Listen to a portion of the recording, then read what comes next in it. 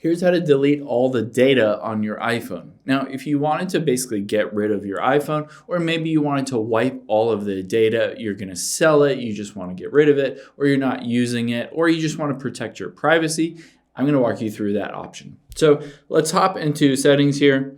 And what I would recommend doing is tapping on your name at the very top, and then iCloud.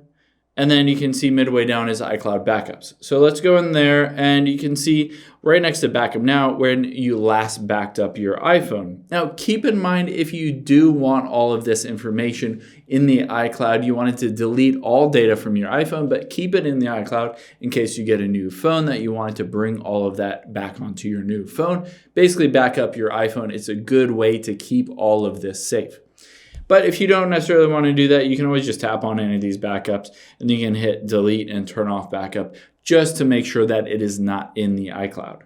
So let's go back here, and after you've gone through all of those steps, let's tap on general, and then at the very bottom, let's scroll down and tap on transfer or reset iPhone. And then hit reset all content and settings. This will pop up with the ability to customize this, but basically it says it will sign you out of your Apple ID. It'll remove all of your personal data, including your apps, your data, your activation lock, anything in your Apple Wallet, along with your electronic SIM card. Your eSIM will basically be removed and deregistered from this specific iPhone.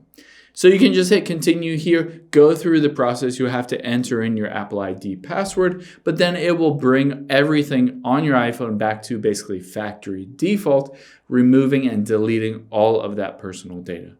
Hope this helps. If you have any questions on that, leave them in the comments down below, and I'll catch you on the next one.